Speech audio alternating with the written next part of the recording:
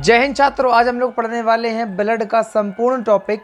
देखिए ये जो आपके सामने एक तस्वीर आ रही है, हम देखिए लिखेंगे इसी प्रकार से ही, लेकिन उससे पहले आप लोग समझ लीजिएगा कि किस प्रकार से ब्लड में क्या कौन कौन सी चीज़ें पाई जाती हैं। ठीक है, तो आइए समझते हैं।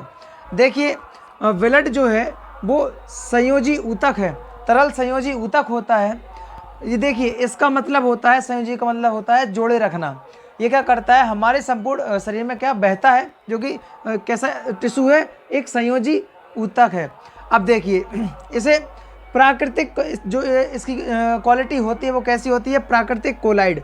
देखिए कोलाइड क्या होता है, कोलाइड ऐसे समझ लो कि ऐसे द्रव कि जिन्हें मान लो अगर आप एग्जाम्पल से समझना चाहें, जैसे हम दूध को छानते हैं तो उसका क्या है, कुछ पार्ट छन्नी में रह जाता है, समझ रहे। तो जो उसके कण रह गए हैं, ऐसे विलयन को क्या कहते हैं हम लोग, कोलाइड विलयन, या प्राकृतिक इसकी कैसी है, कोलाइड।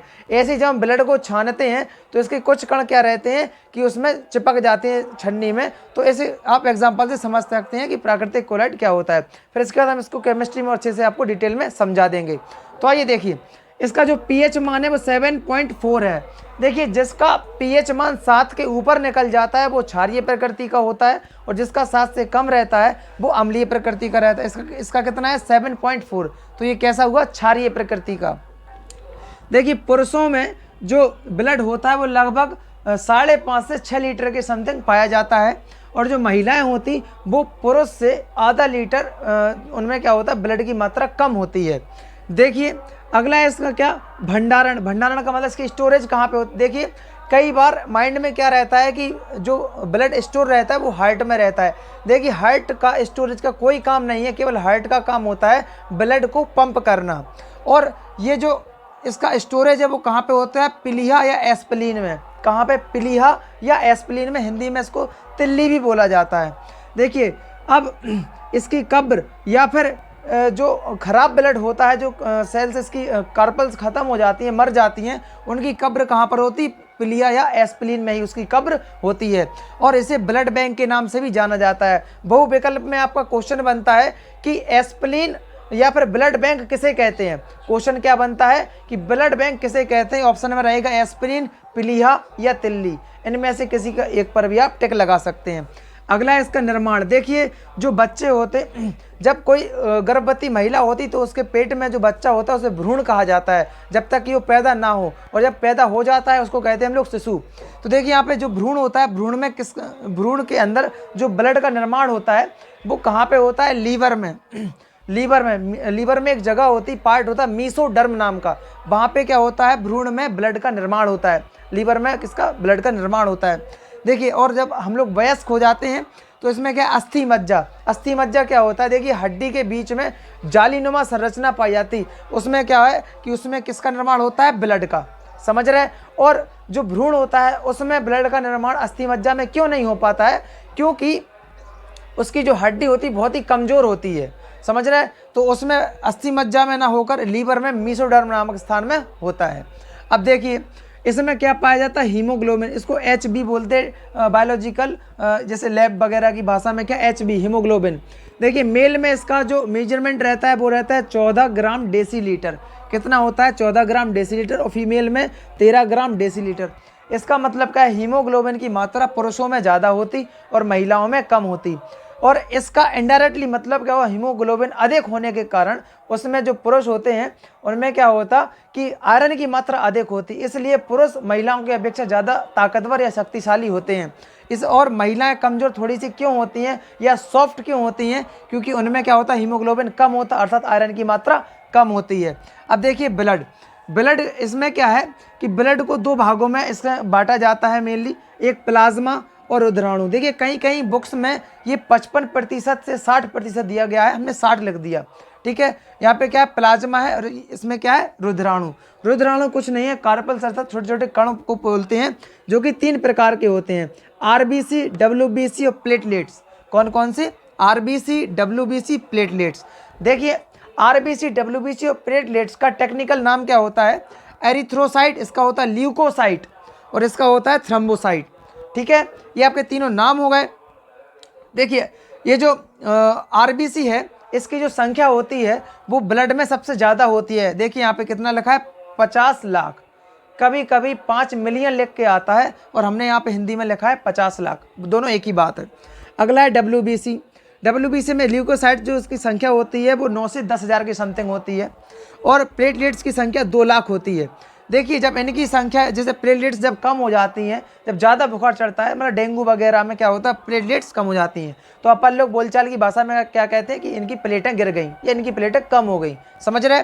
देखिए RBC का जो जीवन काल होता है वो 120 दिन का होता है, और WBC का 4 दिन का होता है, और प्लेटलेट्स का कितना होता है, 7 दिन का।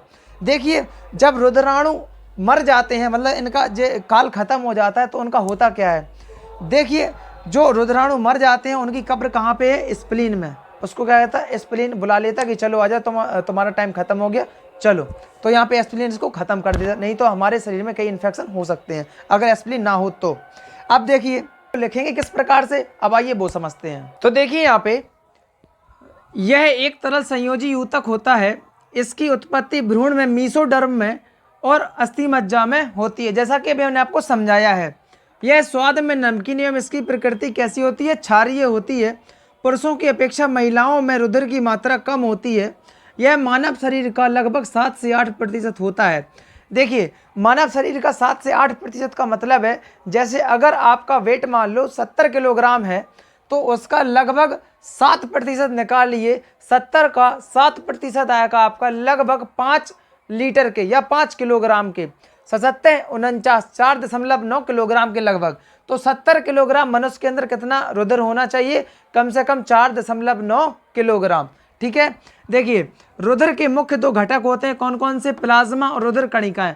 प्लाज्मा हमने आपको समझाया है कि यह लगभग 55 से 60% भाग बनाती हैं, और इसमें कार्बनिक और अकार्बनिक पदार्थ होते हैं, इसे रुधिर का निर्जीव भाग भी कहते हैं। देखिए रुधिर कणिकाओं में क्या है, यह रुधिर का लगभग 45% भाग बनाती हैं, और ये 3 प्रकार की होती हैं, कौन कौन सी, RBC, WBC और प्लेटलेट्स। कौन कौन सी, लाल रुधिर कणिकाएं, श्वेत रुधिर कणिकाएं और प्लेटलेट्स। देखिए ये क्या है, इसमें क्या है, RBC में मानव में इसकी मात्रा 50 लाख के लगभग होती है, हमने आपको भी समझाया है। यह उभयावतल होती है। देखिए उभयावतल का मतलब क्या है, देखिए हमारे बुंदेलखंड में एक त्यौहार आता है महालक्ष्मी जी का, उसमें क्या होते हैं 16-17 बनाए जाते हैं। देखिए जैसा कि आपको स्क्रीन पे एक फोटो दिख रही, जिसमें क्या है RBC, वो भी सेम इसी प्रकार के होते हैं, उभयावतल होते हैं। देखिए इसमें केंद्रक नहीं होता है, और इसमें क्या नहीं पाया जाता, केंद्रक। देखिए अगर हम किसी को केवल लाल रुधिर कणिकाएं दे दें कि इससे पता लगाओ या किसका रक्त है, तो वो पता ही नहीं लगा पाएगा, क्योंकि उसमें केंद्रक ही नहीं होता, और केंद्रक ना होने के कारण उसमें क्या नहीं होता, DNA, और बिना DNA के आप किसी की जांच नहीं कर पाएंगे, ठीक है। तो मतलब क्या है, RBC अकेले से आप उसको पहचान नहीं कर सकते, क्योंकि उसमें क्या नहीं होता, केंद्रक, और केंद्रक ना होने के कारण उसमें क्या नहीं पाया जाएगा, DNA। देखिए हीमोग्लोबिन होने के कारण इसका रंग कैसा होता है, लाल होता है। इसका जीवन काल 120 दिन होता है, ठीक है। आइए अब WBC के बारे में और प्लेटलेट्स के बारे में समझते हैं। आइए देखिए WBC में क्या है, मानव में इनकी संख्या लगभग 10,000 होती है। ये रंगहीन कणिकाएं होती हैं। ये कैसी होती हैं, रंगहीन कणिकाएं होती हैं, क्योंकि इनमें क्या नहीं होता, हीमोग्लोबिन नहीं होता है। इसमें केंद्रक पाया जाता है। इनका जीवन काल 2 से 4 दिन का होता है। देखिए रुधिर प्लेटलेट्स, मानव में इनकी संख्या लगभग 2 लाख होती है। ये केंद्रक रहित गोलाकार कणिकाएं होती हैं। देखिए चोट लगने पर थक्का जमाने का काम कौन करता है, रुधिर प्लेटलेट्स। देखिए रुधिर के कार्य समझ लीजिए। ऑक्सीजन का परिवहन कौन करता है, रुधिर करता है। जैसे हमने सांस ली, ये सांस भर ली, अब ये जो ऑक्सीजन हमने ली है ये पूरे शरीर में कौन ले जाएगा, रुधिर, और वहाँ से लाएगा क्या, CO2। तो रुधिर, ऑक्सीजन और CO2 का परिवहन कौन करता है, रुधिर करता है। देखिए पोषक पदार्थों का परिवहन रुधिर करेगा। ताप नियंत्रण कौन करेगा, रुधिर करेगा। देखिए घाव कौन भरेगा, रुधिर भरेगा। रोगों से बचाव रक्त या रुधिर करेगा। देखिए ताप नियंत्रण कैसे करता है, जैसे हम कभी भी कोई भी चीज़ स्पीड में आपस में रगड़ते हैं तो उस पर क्या है, ताप बढ़ने लगता है। जैसा कि देखिए अभी हम जैसे मान लो ये हाथ रगड़ रहा है, तो इसमें क्या होगा कि हमारी गद्दी गर्म हो जाएंगी। ऐसे ही जब रुधिर पूरे शरीर में दौड़ता है तो उससे क्या होता है, ताप नियंत्रण का काम वो करता है, ठीक है। देखिए आप इसका एक स्क्रीनशॉट ले लीजिएगा।